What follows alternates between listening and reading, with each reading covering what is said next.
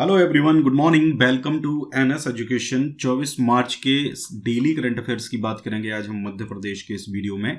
उससे पहले हम डिस्कस करेंगे कि आज का जो दिवस है यानी कि 24 मार्च है, आज कौन सा प्रमुख दिवस जो है वो सेलिब्रेट करा जाता है। तो आज का जो दिवस है वो है विश्व क्षय रोग दिवस, यानी कि 24 मार्च को विश्व क्षय रोग दिवस सेलिब्रेट किया जाता है। इसके बारे में जानते हैं। देखिए, सबसे पहले तो आप ये जान लो कि जो क्षय रोग है इसको टीबी के नाम से जाना जाता है। ठीक है, टेलीविजन नहीं है, टीबी है, टीवी नहीं है। यहाँ पर एक चीज़ याद रखना है आपको कि टीबी एक ऐसी बीमारी है जो मनुष्यों में आमतौर पर माइकोबैक्टीरियम ट्यूबरक्लोसिस यानी कि एम ट्यूबरक्लोसिस नामक बैक्टीरिया के कारण होती है। किसके कारण? बैक्टीरिया के कारण होती है। ठीक है, ध्यान रखिएगा ये। और ये जो दिवस है 1882 में क्षय रोग के जीवाणु की खोज करने वाले डॉक्टर रॉबर्ट कोच की स्मृति में मनाया जाता है, जिन्होंने इस बीमारी का उपचार और इलाज करने का मार्ग सुझाया था। देखिए, जब तक हमें किसी चीज़ का कारण पता ना हो तब तक उसको हम क्यूर कैसे कर सकते हैं। तो सबसे पहले यही जानना जरूरी है, ठीक है, कि उसका कारण क्या है। तो इसका कारण था माइकोबैक्टीरियम ट्यूबरक्लोसिस नामक बैक्टीरिया।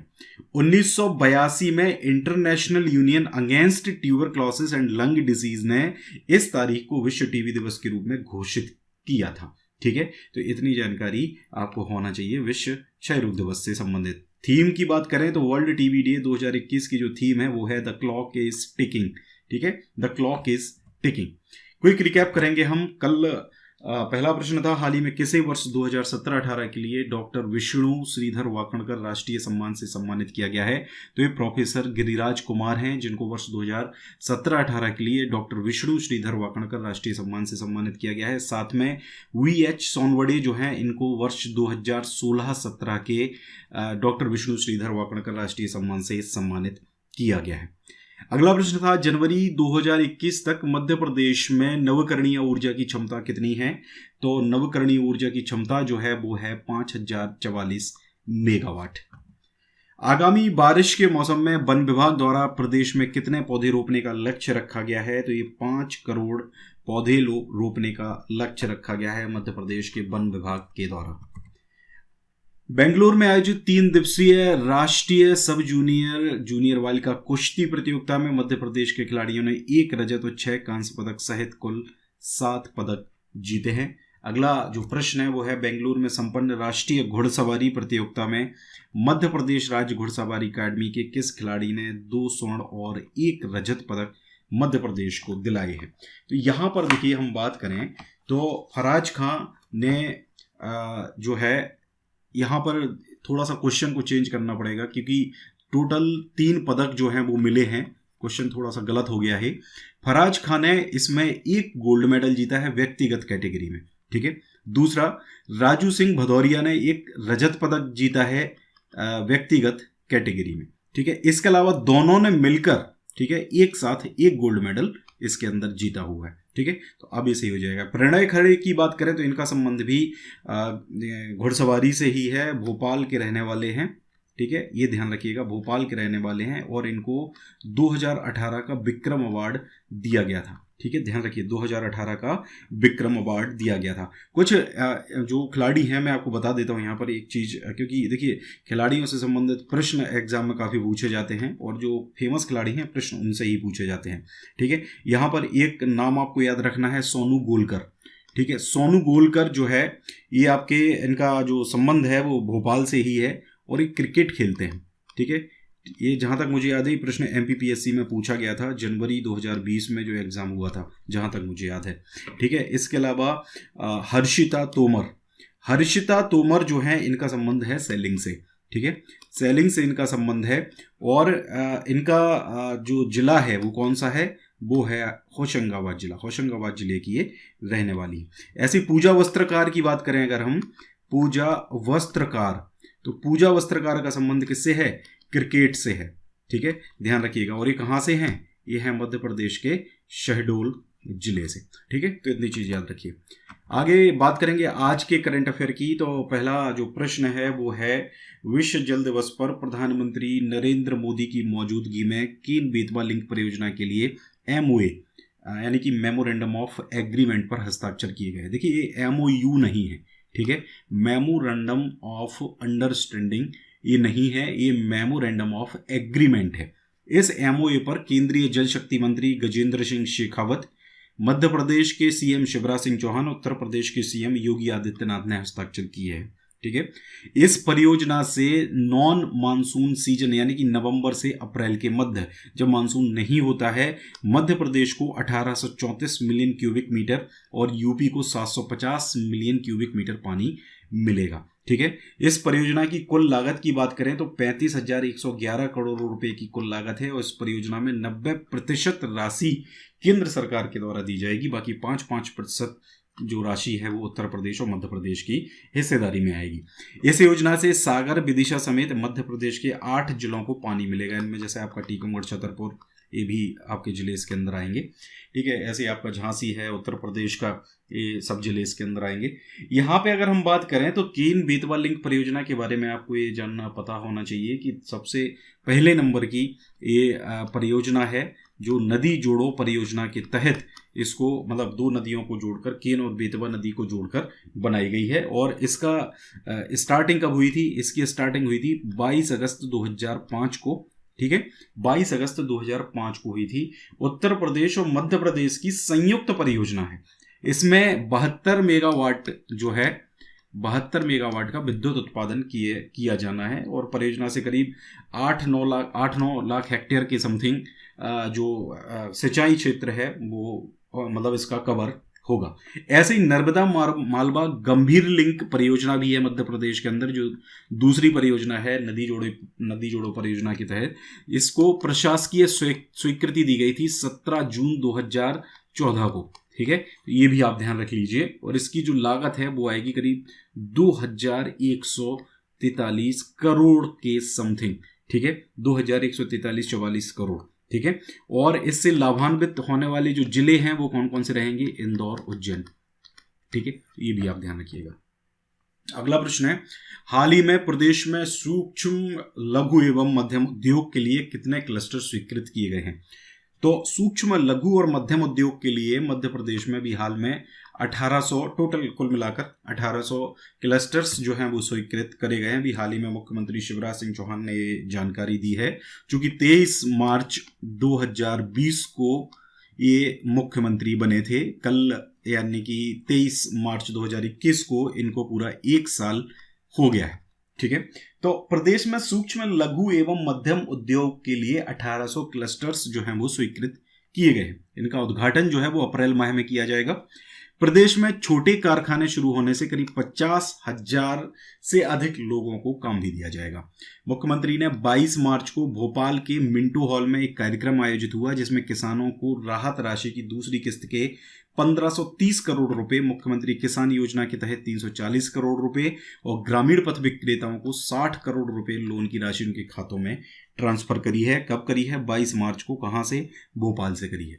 मुख्यमंत्री ने 223 करोड़ की लागत से निर्मित 8 कन्या स्कूल भवनों, 45 शाला भवनों और 3 छात्रावासों का वर्चुअल आधार पर लोकार्पण भी किया है, ठीक है। तो ये 2 चीजें आपको ध्यान रखनी है, ये नंबर याद रखने की जरूरत नहीं है, ये लोकार्पण किया है ये आपको ध्यान रखना है बस।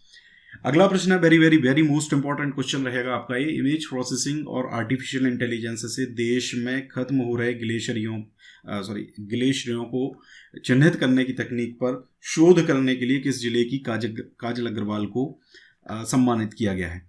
तो देखिए, ग्लेशियर्स जो हैं आपके, उनको चिन्हित करना जो देश में खत्म हो रहे हैं, उसके लिए इमेज प्रोसेसिंग और आर्टिफिशियल इंटेलिजेंस पर बेस्ड एक शोध है, एक थीसिस आप इसको समझ सकते हैं, जो सागर जिले की काजल अग्रवाल ने किया है। और ये बहुत महत्वपूर्ण, एक ऐसा महत्वपूर्ण शोध है जो आगे थोड़ा सा और अगर इसको डेवलप किया जाएगा तो काफ़ी कुछ इससे बड़ा रिसर्च संभव हो सकता है। तो ये सागर जिले की हैं। और इनके बारे में अगर बात करें, राउरकेला का जो NIT है उड़ीसा का, वहाँ का जो वार्षिक दीक्षांत समारोह हो रहा था उसमें इनको बेस्ट पोस्ट ग्रेजुएट समेत 3 अवार्डों से नवाजा गया है। राष्ट्रपति रामनाथ कोविंद ने 2 गोल्ड और 1 सिल्वर मेडल देकर इनको सम्मानित किया है। एमटेक में शोध के दौरान इमेज प्रोसेसिंग और आर्टिफिशियल इंटेलिजेंस से देश में खत्म हो रहे ग्लेशियर्स को चिन्हित करने की तकनीक और उन्हें बचाने के लिए डिजास्टर मैनेजमेंट का प्रोजेक्ट इनके द्वारा तैयार किया गया है। इसको थोड़ा सा और अपडेट करने के बाद ये बड़े लेवल पे भी काम किया जा सकता है। इस शोध पर राष्ट्रपति रामनाथ कोविंद ने institute gold medal for best post graduate और professor Ramesh Chandra Behera gold medal से सम्मानित किया है और ब्रांच टॉपर के लिए इनको सिल्वर मेडल मिला है। यानी कि ब्रांच इनकी जो ईसी ब्रांच थी उससे एमटेक कर रही हैं, तो उसके लिए टॉपर्स हैं, सेकेंड टॉपर होंगी क्लास में, तो ये अलग है, ये मेडल उतना इम्पोर्टेंट नहीं है। लेकिन ये जो राष्ट्रपति ने institute gold medal for best post graduate and professor Ramesh Chandra Behera gold medal जो सम्मानित किया है, ये महत्वपूर्ण है, ये आपको याद रखना है। और चूंकि आर्टिफिशियल इंटेलिजेंस और इमेज प्रोसेसिंग से संबंधित है तो ये इंपॉर्टेंट हो जाता है। डिजास्टर मैनेजमेंट भी आपका इसमें आ रहा है, तो इस तरीके के प्रश्न जो हैं वो अपने आप में महत्वपूर्ण होते हैं। अगला प्रश्न है, रतलाम में राज्य स्तरीय बालिका वर्ग कबड्डी स्पर्धा में 16 टीमों ने भी हाल में भाग लिया था। इनमें से नेशनल के लिए 12 खिलाड़ियों का चयन किया गया है। इनमें से प्रार्थना ठाकुर हैं सागर, शिवानी लोधी हैं सागर की, रोहिणी इंगले इंदौर की, निधि सिंह भोपाल, मुस्कान शर्मा भोपाल, दिव्या चौहान सागर, शिवानी राणा इंदौर, निशा पवार इंदौर, ज्योति भाटी हरदा, शोभा प्रधान जबलपुर, साक्षी लाड़ ग्वालियर, सोनाली धाकड़ रतलाम। इनको इसके अंदर 12 ये खिलाड़ी हैं जिनको नेशनल के लिए चयनित किया गया है, यानी नेशनल स्तर की अब जो प्रतियोगिता होगी उसमें भाग लेंगे। रतलाम के कैलाश पाटीदार जो हैं इनको नेशनल की टीम के लिए रेफरी बनाया गया है। ठीक है, तो ये ज़्यादा याद नहीं रखना है आपको, नाम बस इनके याद रखिएगा, इतना ही महत्वपूर्ण है यहाँ पर। अगला प्रश्न है, मुख्यमंत्री शिवराज सिंह चौहान ने 23 मार्च को कहां से कोरोना से बचाव के लिए जन जागरूकता अभियान का शुभारंभ किया है? तो ये किया है मुख्यमंत्री शिवराज सिंह चौहान ने मध्य प्रदेश की राजधानी भोपाल से, और पुराने भोपाल शहर का जो भवानी चौक है, सोमवारा जिसको बोलते हैं, पीर गेट पे, वहां से इन्होंने इस जन जागरूकता अभियान का शुभारंभ किया है। आपको इतना याद रखना है, भोपाल, पुराने भोपाल शहर से इन्होंने 23 मार्च को ये जन जागरूकता अभियान शुभारंभ किया है। डेट महत्वपूर्ण है, देखिए यहाँ पर जहाँ पे मैं आपको डेट दे रहा हूँ वो डेट जरूर आप याद रखा करें, ठीक है, क्योंकि वो डेट आपकी महत्वपूर्ण होती है ना। और मुख्यमंत्री चौहान ने आम जन और दुकानदारों को मास्क भी वितरित करे हैं। उन्होंने सोशल डिस्टेंसिंग सुनिश्चित करने वाले सर्कल भी चौक से निर्मित किए हैं। साथ में एक इस तरीके का एक सेल्फी जो है वो चल रहा था कि उन्होंने एक सेल्फी को प्रमोट करने के लिए कहा है कि उस तरीके की सेल्फी लेके आप भी सोशल मीडिया पर शेयर करें। हालांकि ये इतना important exam point of view से इंपॉर्टेंट नहीं है। इसके अलावा सायरन जो हैं वो बजाए गए थे, इन सायरन्स के बजाने के बाद इन सब चीज़ों को प्रमोट करना था, सोशल डिस्टेंसिंग मेंटेन करनी थी, मास्क लगा के रखना था, ये सारी चीज़ें थी। और हाल ही में मध्य प्रदेश में मेरा मास्क मेरी सुरक्षा अभियान भी शुरू किया गया है। ठीक है, इसकी डेट तो अभी मुझे नहीं मिल पाई है एग्जैक्ट, ठीक है, लेकिन ये ध्यान रखिए डेट अगर मिलेगी तो मैं इंक्लूड कर दूंगा, अदरवाइज पीडीएफ में तो मैं डेट इसकी इंक्लूड करूंगा ही ढूंढ के। ठीक है, तो ये चीज़ आपको याद रखनी है कि मेरा मास्क मेरी सुरक्षा अभियान जो है वो यहाँ से शुरू करा गया है। आगे बात करें 2 प्रश्नों की, तो पहला प्रश्न कल हमने पूछा था आपसे कि वर्ल्ड बैंक द्वारा जारी ईज ऑफ डूइंग बिजनेस में भारत को कौन सा स्थान मिला है? तो देखिए, ईज ऑफ डूइंग बिजनेस जो है इसके अंदर भारत जो आपका, सबसे पहले तो ये बात कर लेते हैं हम कि जो न्यूजीलैंड है, इसमें न्यूजीलैंड को पहला स्थान मिला है। ठीक है, ध्यान रखिए, ईज ऑफ डूइंग बिजनेस में न्यूजीलैंड को पहला स्थान मिला है। भारत में इसकी जो रैंकिंग है वो है 63। ठीक है, एक और चीज आपको यहां याद रखनी है, किसके द्वारा? वर्ल्ड बैंक के द्वारा इसको जारी किया गया है। दूसरा, मैं 1-2 और आपको जो सूचकांक हैं वो बता देता हूं, तो वो भी आप मतलब याद रखिएगा। जैसे आपका WEF, ठीक है, WEF होता है आपका वर्ल्ड इकोनॉमिक फोरम। ठीक है, तो इसने विश्व यात्रा पर्यटन स्पर्धा सूचकांक 2019 का दिया था। इस सूचकांक में जो आपका स्पेन है वो पहले नंबर पर था। ठीक है, जबकि भारत का इसमें जो रैंक है वो 34वें नंबर पर है। ठीक है, इसके अलावा अगर हम बात करें तो विश्व आर्थिक मंच के द्वारा ही एक वैश्विक ऊर्जा संक्रमण सूचकांक 2020 का दिया गया था। ठीक है, ध्यान रखिए, वैश्विक ऊर्जा संक्रमण सूचकांक। ठीक है, ये दिया गया था। इसमें स्वीडन जो है वो पहले नंबर पर था। भारत में जो इसकी रैंकिंग है वो क्या थी, 74 रैंकिंग थी। इसके अलावा वैश्विक भ्रष्टाचार सूचकांक 2019 की अगर हम बात करें तो वैश्विक भ्रष्टाचार सूचकांक जारी किया जाता है ट्रांसपेरेंसी इंटरनेशनल के द्वारा, और इसके अंदर डेनमार्क जो है, ठीक है, डेनमार्क को पहला स्थान मिला था, जबकि भारत का इसमें जो रैंक है वो थी 80। ठीक है, तो ये कुछ सूचकांक आपको याद रखना है। ऐसे ही एक वैश्विक शांति सूचकांक भी है जो IEP के द्वारा दिया जाता है, यानी कि institute for economics and peace के द्वारा दिया जाता है। तो इसमें जो आइसलैंड है उसको मतलब पहला स्थान मिला था, जबकि भारत जो है इसमें 139वें स्थान पर था। ऐसे ही विश्व खुशहाली सूचकांक 2020 का था। इसमें आपका जो फिनलैंड है ये आपका पहले नंबर पर रहा था। भारत में इसकी जो रैंक है वो 144 थी। ये कुछ प्रमुख सूचकांक हैं। एक और मैं आपको बता देता हूँ, सतत विकास लक्ष्य सूचकांक 2020। सतत विकास लक्ष्य सूचकांक की बात करें तो सतत विकास समाधान नेटवर्क के द्वारा इसको जारी किया जाता है, और इसमें स्वीडन जो है वो पहले नंबर पर था। भारत में इसकी रैंकिंग थी 117। तो ये कुछ प्रमुख जो सूचकांक हैं वो आपको याद होना चाहिए। आगे बात करें अंतर्राष्ट्रीय जैव विविधता दिवस कब मनाया जाता है, तो अंतर्राष्ट्रीय जैव विविधता दिवस मनाया जाता है 22 मई को। ठीक है, 22 मई को ये मनाया जाता है, और 22 मई 2020 को ये इससे पहले मनाया गया था। और इस दिवस की जो थीम है वो थी our solutions are in nature. ठीक है, ये इसकी थीम थी। 5 जून को क्या मनाया जाता है, 5 जून को मनाया जाता है विश्व पर्यावरण दिवस।